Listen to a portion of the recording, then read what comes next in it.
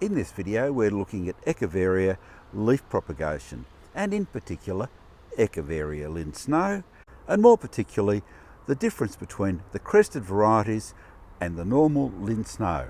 Both are propagated in the same way but with different results. We'll be taking you through the whole process from how to take the leaf cutting itself right through to potting the plant up after it's been propagated. So it's over to James Lucas from Succulents Australia, who's going to take us through the process from go to woe. Now here we have one of my favourites. This is Echeveria Ling Snow. Now you can see in here we have a series of some very nice crests, some normal heads, but what I've actually found out over the years is if you take leaf cuttings off these, they don't all turn out to be crest. A few do, but more easy than cutting crests in half is to do some from leaf. Now the way to take a leaf is put your plant over like that, go down and across, down and across, down and across, down, across. Now you've got to get a bit of that pink in there and leave no leaf tissue on the side there. So we'll go through here, we'll do a few of these. Now I'm going to do this line along here because I don't want to destroy the crest. This Ling Snow crest is quite valuable, as it really is a good one. And in a few weeks time this will get a new line of leaves in here and they'll all grow, and we have potentially some young Ling Snow crest there. So down and across, and it's best to go along the line of the bottom in here, and then you come back if you want to do the top layer again. So you always do your plants in line, don't go up and over. I'll do one more for you. Not all people know how to do a leaf cutting. Double header here, real crest. Roll him over so you can actually get in and see what you're doing. So you go down, across. Once you've broken the first one, it gets easier.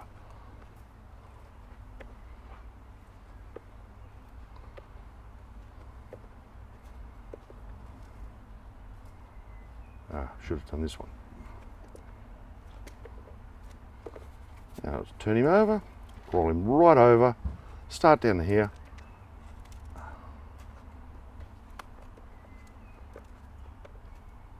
There you go.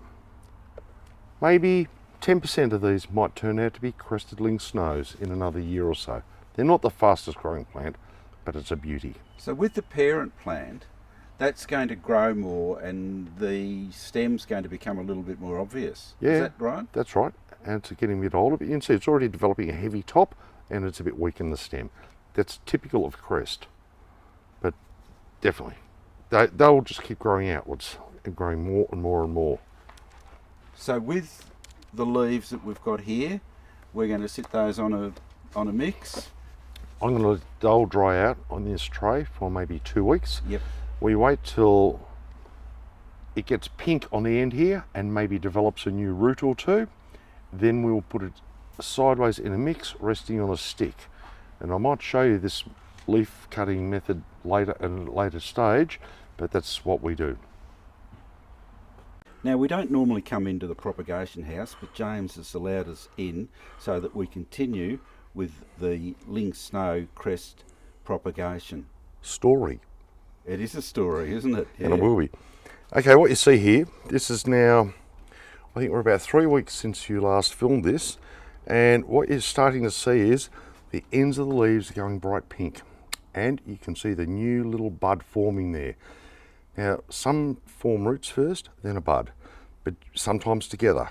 But now, I deem this is ready to put in. This has been matured. The wound, where we've ripped it off there, is callused over, and so this is now safe to put into a mix. If you put your leaves in fresh mix, which gets moist, those wounds can allow the plant to rot.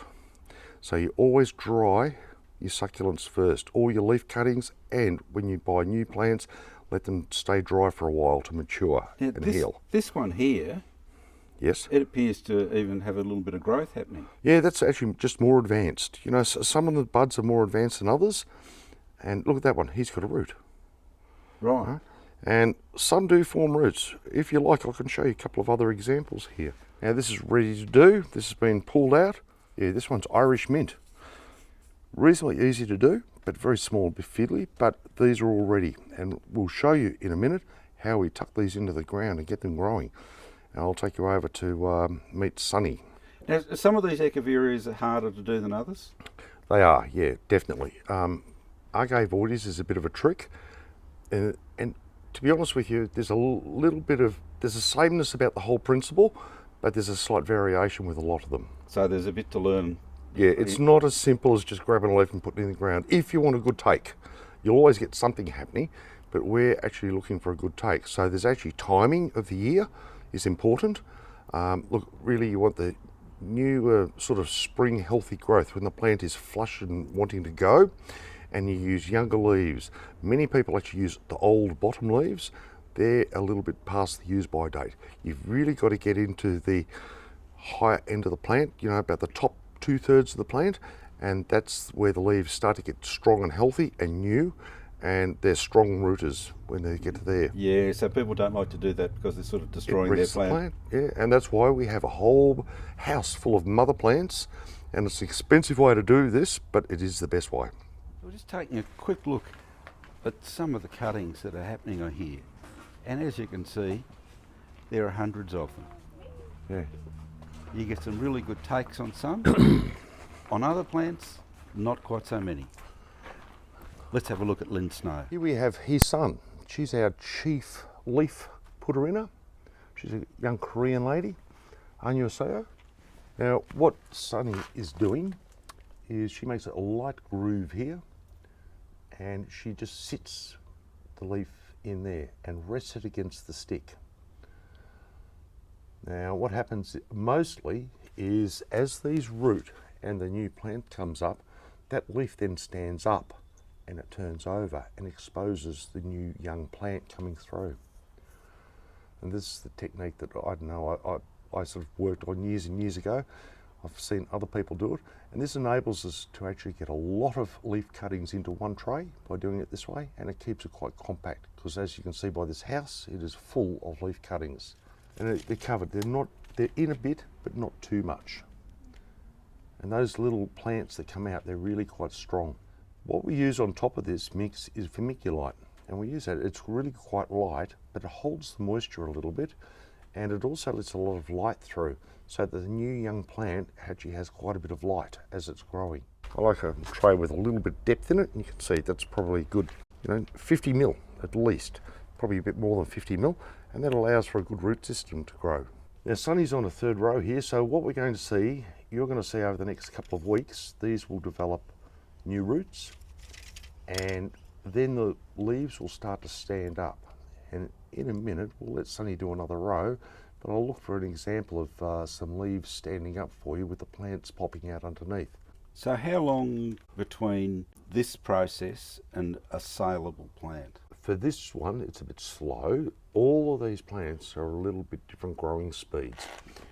This one will not be ready until next summer.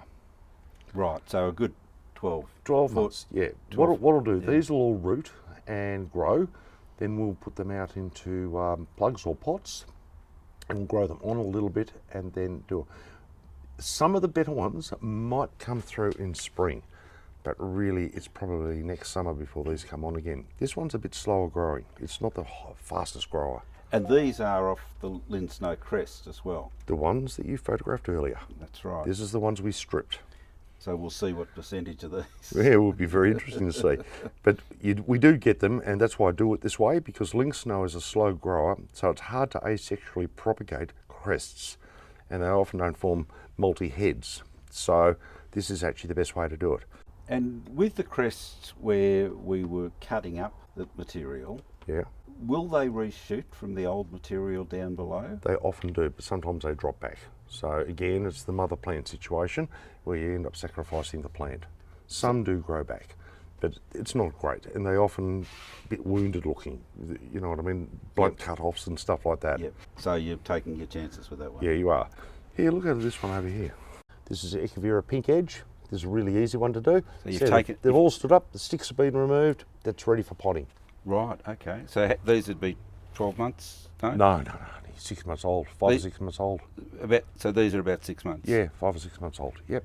So here we have Echeveria Ling Snow, and as you can see, the leaf cuttings are just starting to send out new shoots, and in a little while they'll be ready to pot up. So these are the Ling Snow crests that we propagated 3 or 4 months ago, Yeah. or longer. Yeah, 3 or 4 And months. some of these are coming up as crests, and some of these are coming up as the normal Ling Snow. That's right. So, which one's going to be a crest? Okay, you can see down here I selected just a few out of here. These are definitely crests. Where's a more obvious one? That's pretty obvious. Okay, so that's definitely a crest. Yep. And which one's definitely not a crest? Okay, when they look like this, that's not a crest. Okay. And with the crests, I mean, some You can see people... it's a rosette. Yeah, with the crests, some people like them and some people don't. Well, they are a collector's item, and because they happen much more rarely. So you'd say these are all propagated from crests, and so therefore they'll have a percentage of them will be crests, but the majority are still going to turn out to be just the normal rosette style. Certain collectors really like crests. How long from potting up to them to be a reasonable size? 3 to 4 months. Okay. Ling Snow is not the fastest. It's what I call a medium growing one. So the whole process is 8 months to 12 months. Yeah, 8 to 12 months. To get a really good sized plant. Yeah, to get a saleable, nice looking plant. Okay, so we're following this through right up to the stage where we're potting them up. And we might actually sell them before you get to the next stage where you see them growing, all right? No, Because people really like these. Well, it's a lovely plant. Okay, here we go. These have been pulled out of our leaf cutting trays, and I put the roots down as you see like that and pot it. So it's still sitting up. The soil will settle around that. Now, I noticed that you've left the leaf on there. Yep. That you don't take that off, you wait for it to drop off by itself. Yep, or by the time this is grown, it's actually disappeared. So I don't worry. See how I like to make the roots go down? And I'm not necessarily going to pot all of these in order, like, see that's a crest. You can see that one's a crest.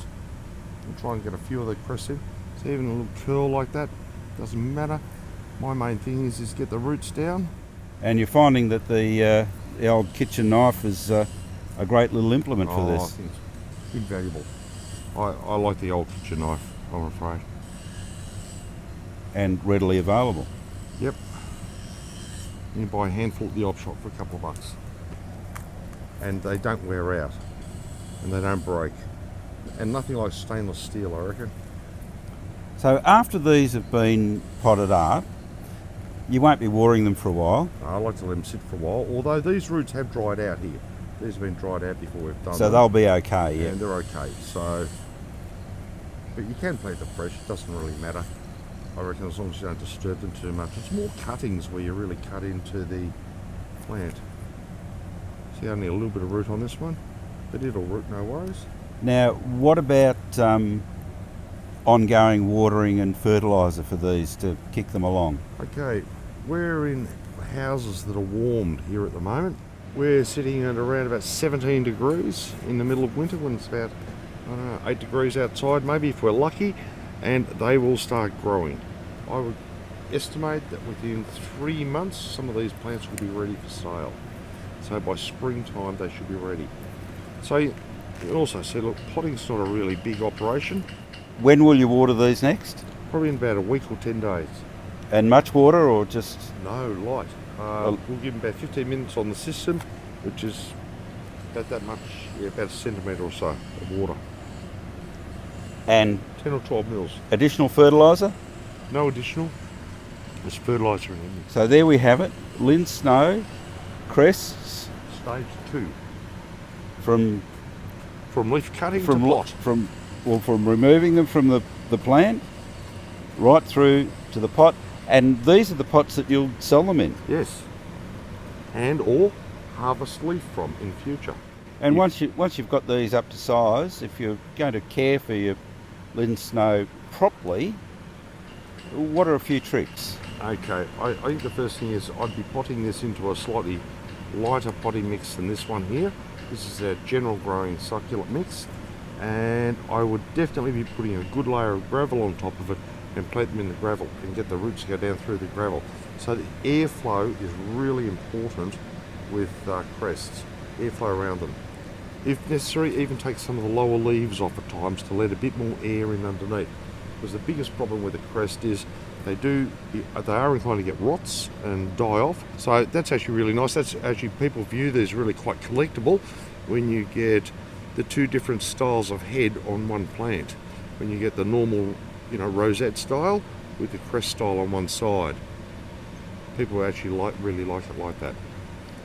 And the watering and fertilising of these once you've potted them up into your little display pot? Well, these might get the odd top dress, not that often, but they might get the odd top dress. But watering is an event whereby I'm inclined to let these dry right out, so it really depends on the sunlight, the weather, the temperature, and it can be anywhere between 5 days and 10 days, maybe 12 days. So the main thing would be don't let them get cold and wet? No, not cold and wet if you can avoid it, or cold and dry. Cold and dry is all right. Not cold and wet. Cold and wet is death. Yeah. Seems to me that although crests probably aren't as popular with the general public as the normal plant is, they are becoming a little bit more popular as people learn more about succulents. Well, yeah, but also I think there are more crests available today because we've actually imported quite a lot of different crests from overseas.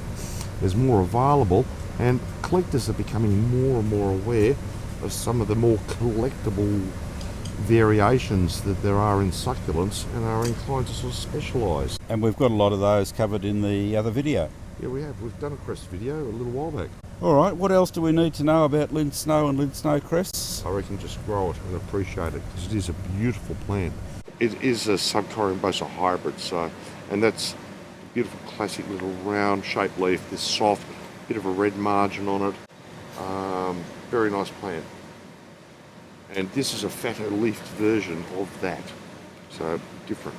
All right, so that's it for Ling Snow. We'll be back with more about other succulents, including a few rare ones. And as always, good luck with your gardening.